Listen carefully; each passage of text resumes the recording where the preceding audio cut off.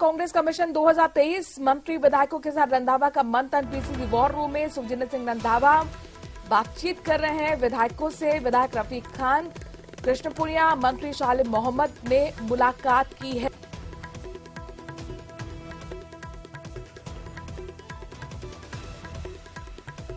Congress commission 2023 कुल मिलाकर संगठन को कैसे मजबूत करना है, सरकार को कैसे रिपीट करना है, इसी उद्देश्य के साथ सुखजिंदर सिंह रंधावा कांग्रेस के प्रदेश प्रभारी 3 दिवसीय दौरे पर राजस्थान में है। आज उनके दौरे का दूसरा दिन है और खबर ये कि पीसीसी वॉर रूम में तमाम मंत्रियों से उनका मुलाकात का सिलसिला चल रहा है। विधायक रफीक खान, कृष्णपुनिया, मंत्री शालिम मोहम्मद ने रंधावा से मुलाकात की है। 1-to-1 ये मंत्रणा चल रही है, चर्चा चल रही है और इसमें जो तमाम मंत्री हैं वो अपने काम का फीडबैक दे रहे हैं, सरकारी योजनाओं का फीडबैक देख रहे हैं। और ये देखिए बहुत महत्वपूर्ण बैठक है।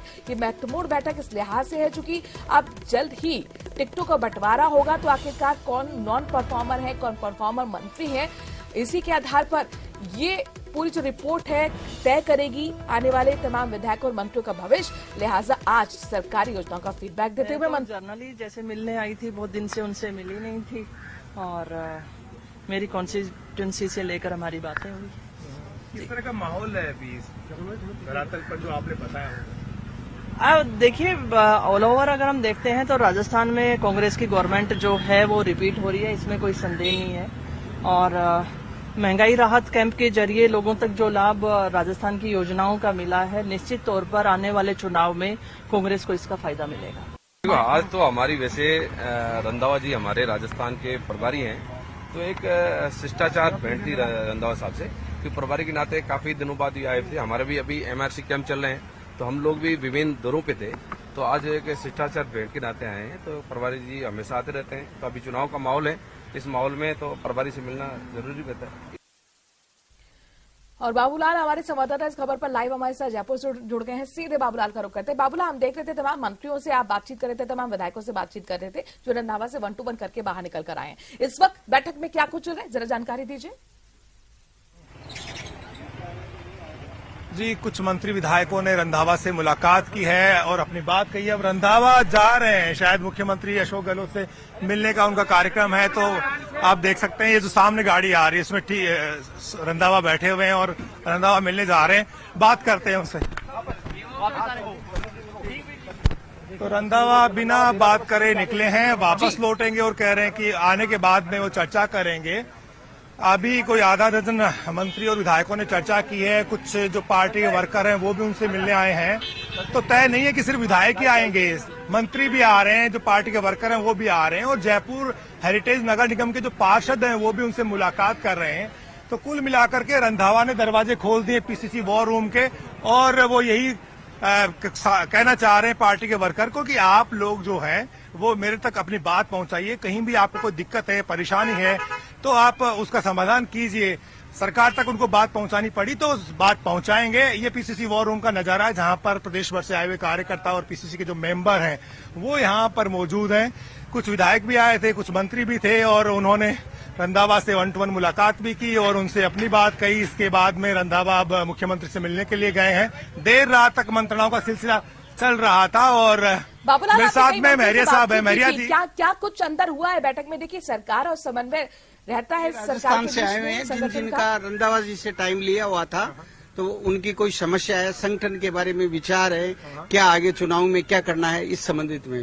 अच्छा, बैठक दिन भर चलेगी या अभी कहाँ गए हैं रंधावा जी? अभी उनको फोन आया है तो कंफर्म तो नहीं कह सकता, लेकिन कोई कार्य के लिए कहीं से जहाँ भी फोन आया वापस आएंगे मीटिंग। माहौल क्या आपको लगता है इस तरह से 1-to-1 संवाद करने से, आप लोगों की बात सुनने से सरकार के रिपीट होने की संभावना बढ़ेगी? मंत्री विधायक अपनी बात कहेंगे तो जो कुछ समस्याएं उनका समाधान होगा? बिल्कुल समाधान होगा और समाधान की तो ये आपको यहाँ से पूरे राजस्थान की आवाज ये रिपीट वाली इसलिए लग रही है कि इस समय जो रात योजनाएं चल रही हैं उसमें प्रत्येक घर तक हर आदमी को लाभ मिल रहा है, हर प्रकार का लाभ मिल रहा है।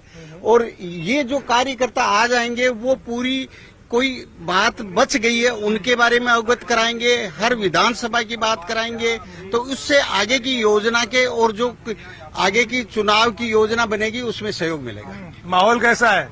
माहौल अच्छा है सर, बहुत बढ़िया है। कांग्रेस रिपीट हो रही है।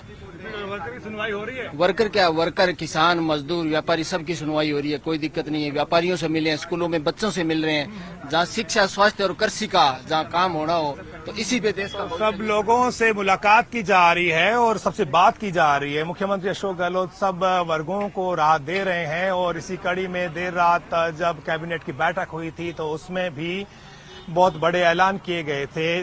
जो 25 साल की सेवा अवधि पूरी करने वाले कर्मचारी हैं उनको पूरी पेंशन का लाभ भी सरकार देगी और ओबीसी और एमबीसी से जुड़े हुए जो कर्मचारी हैं उनके लिए भी बड़ी घोषणाएं की गई थी बीती रात।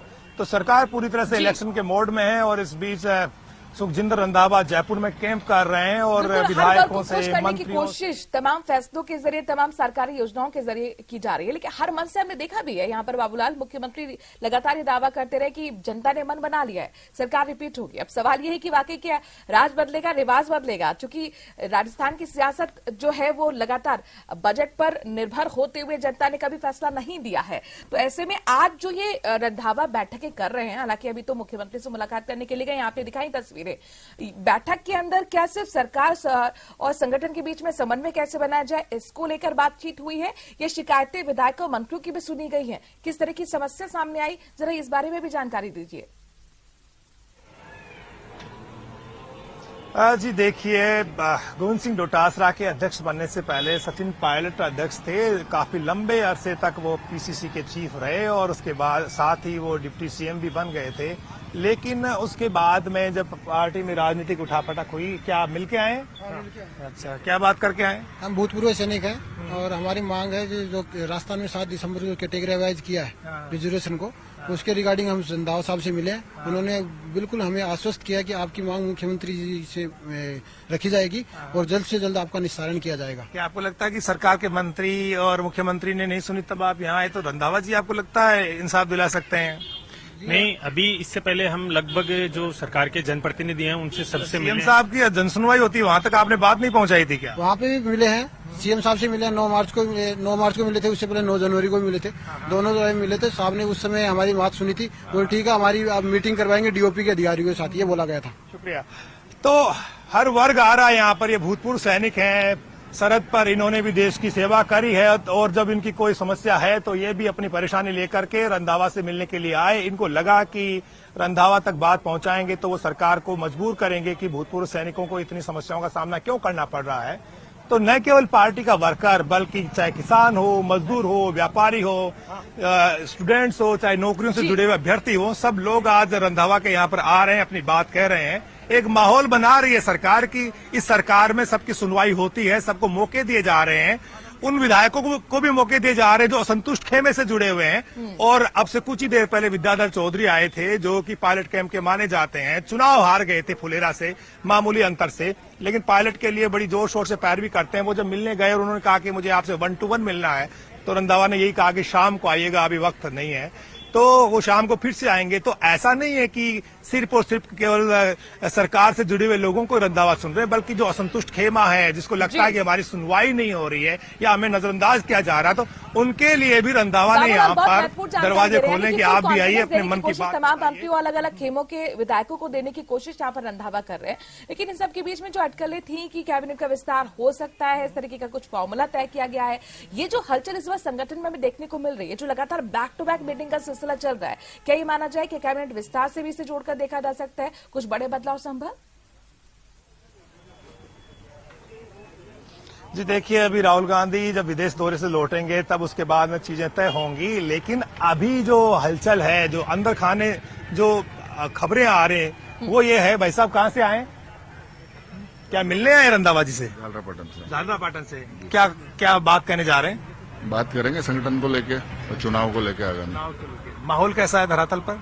जमीनी माहौल कांग्रेस के पक्ष में है। गहलोत साहब की योजनाओं का बिल्कुल लाभ मिल रहा है लोगों को।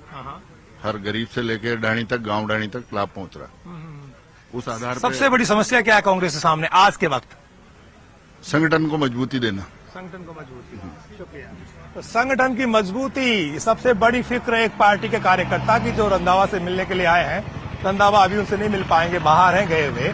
लेकिन मैं जिक्र कर रहा था कि जो असंतुष्ट धड़ा है, उसके खेमे से खबर है कि 9 तारीख को वो लोग अपनी रणनीति बनाएंगे, उसके बाद में कुछ आगे का ऐलान करेंगे। लेकिन इस वक्त जो है यहां पर पीसीसी के वॉर रूम के बाहर लोगों के आने का सिलसिला जारी है। कुछ लोगों ने मुलाकात कर ली है, कुछ मंत्री थे, कुछ विधायक थे, कुछ असंतुष्ट धड़े से जुड़े हुए नेता थे और कुछ अन्य वर्गों से जुड़े हुए जो रंधावा तक अपनी बात कहने के लिए आए हैं। सरकार पूरी तरह से इलेक्शन के मोड में है और अशोक गहलोत ने तय कर लिया है कि उन्हें चौथी बार मुख्यमंत्री बनना है। सरकार जो है कोशिश पूरी कर रही है, हर धड़े को साध कर चलने की कोशिश है। ईडी की जो छापेमारियां हुई है उसको लेकर भी अब अग्रेसिव मोड में, अटैकिंग मोड में नजर आएगी कांग्रेस पार्टी और अटैकिंग मोड में नजर आएगी। और बीती रात जब कैबिनेट की बैठक हुई थी तो उसमें यही फैसला लिया गया है कि जो ईडी की कार्रवाई है उसको एक तरफा करार दिया जाना है।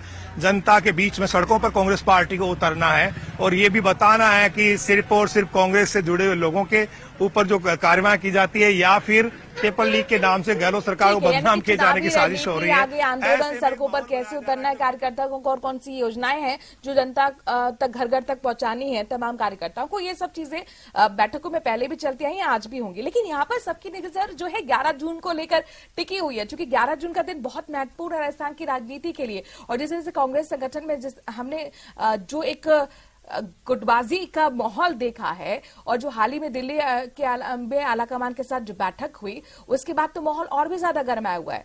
असंतुष्ट धड़े की जो आप लगातार बाबूलाल बात कर रहे हैं, आखिरकार उसको कितना कॉन्फिडेंस देने की कोशिश रंधावा की इन बैठकों के जरिए आपको दिख रही है?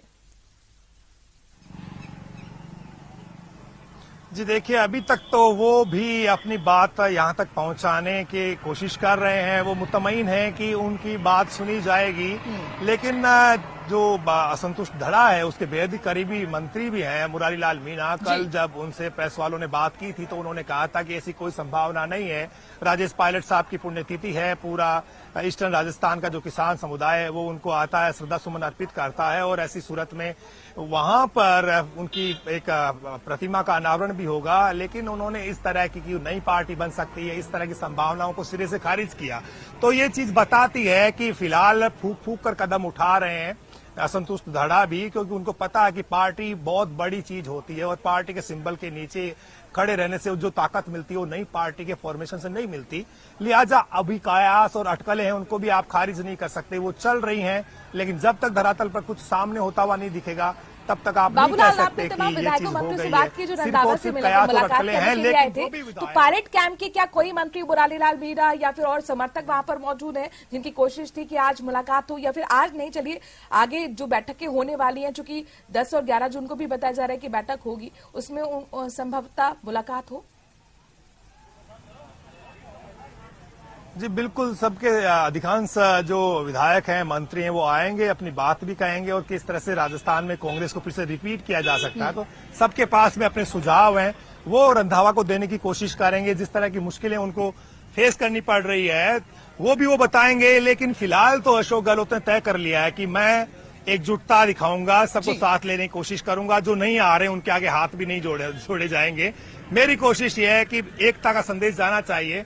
और एक मेरे साथ में कुछ नेता हैं जो रंधावा से मिलने के लिए आए हैं। भाई साहब कहाँ से हैं? हम निर्दलीय पार्षद हैं, जयपुर नगर निगम। ये नगर निगम हेरिटेज के पार्षद 2.5 साल हो गए नगर निगम के चुनाव हुए, लेकिन पार्षद साहब अभी तक भी कमेटियों का इंतजार कर रहे हैं। क्या रंधावा जी बनाएं कमेटी? हम क्योंकि रंधावा जी की भी जिम्मेदारी बनती है। रंधावा जी से हम 8 दिन पहले मिले थे तो उन्होंने कहा था कि 1-2 दिन के अंदर कमेटियों का गठन कर देंगे, लेकिन ऐसा कुछ हुआ नहीं है। हम दोबारा से कल हमने समय लिया और आज मिलने के लिए हम निर्दलीय पार्षद और कांग्रेस के हमारे कुछ साथी पार्षद हैं, वो लोग आए हैं और हम रंधावा जी से भी मिलकर आए। तो ये पेच कहाँ फंसा हुआ? आप लोग लंबे समय से आंदोलन भी कर रहे हैं, क्या पार्षदों की भी बात नहीं सुनी जा रही?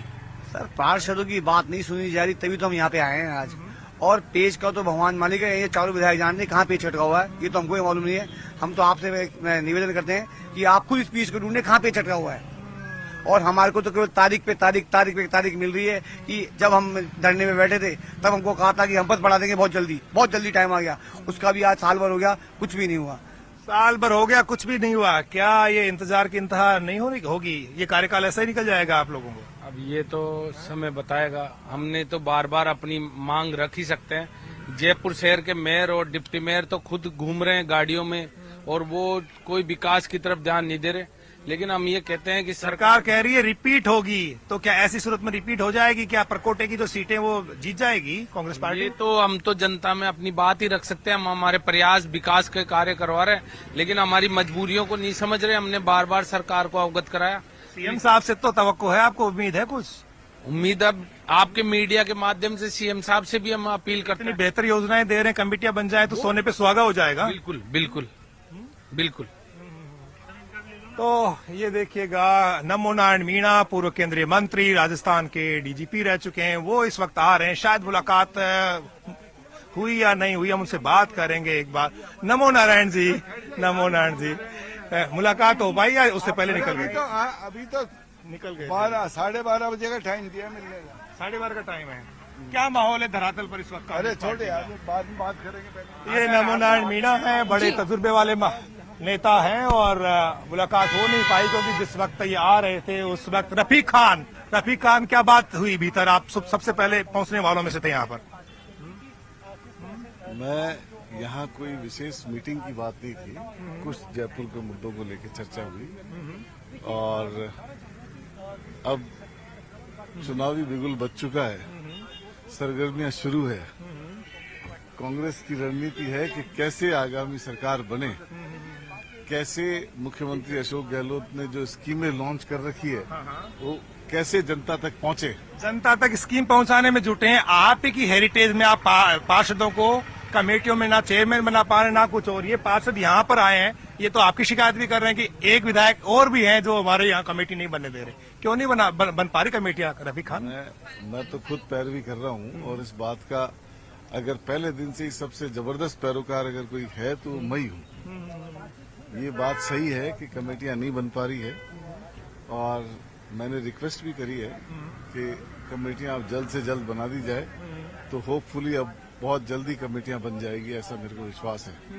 और मैंने दावा क्या है सरकार का? चुनाव 6 महीने बाद होंगे, तो रफीक खान साहब कितनी सीटें जीत रही कांग्रेस आपकी निगाह में? आपने मुख्यमंत्री जी की बात नहीं सुनी लगता है। 150 सीटें प्लस आएगी, 150 प्लस आएगी। और ये जो आवाजें उठ रही है ना चारों तरफ, ये सब आपको जवाब मिल जाएंगे सारी बातों के। जितनी बुलंदी से आप मेरे से सवाल पूछ रहे हो, उतनी बुलंदी से आप कहोगे कि जो आप बात कर रहे थे वो सही थी 6 महीने पहले। जो पार्टी के भीतर से जो आवाजें उठती है उसका कुछ एहसास है आप लोगों को, या आपको लगता है उनसे आप लोगों ने पार पा ली, अब उधर झांकने की जरूरत नहीं है, या समाधान निकाल लेंगे? डेमोक्रेटिक पार्टी है, लोकतांत्रिक मूल्यों वाली पार्टी है। आवाजें और डेमोक्रेसी में आवाजें उठती है, उनका भी एक स्थान है। सहमति का स्थान है तो असहमति का भी स्थान है। अगर खाली सहमति का स्थान हो तो मोदी जी की तरह डिक्टेटरशिप हो जाए। लोकतंत्र में असहमति की भी अपनी जगह है, और अगर कोई आवाज उठाता है तो आवाज उठाने दी जाती है, डेमोक्रेसी होती है, इसीलिए आवाज उठाता है। वक्त रहते पार पालेंगे तमाम इश्यूज से, जो तमाम मसाइल है उनसे। सरकार बनाएंगे, सरकार बनाएंगे। तो यहाँ पर जाहिर तौर पर तमाम विधायकों को सुन रहे थे बाबूलाल। यहाँ पर कॉन्फिडेंस नजर आ रहा है विधायकों का। रफीक खान साफ तौर पर कह रहे हैं कि सरकार रिपीट होने वाली है, लेकिन जनता ने तय क्या किया है ये 6 महीने बाद पता लगेगा। शुक्रिया, तमाम जानकारी नजर बनाए रखिएगा इस बड़ी खबर।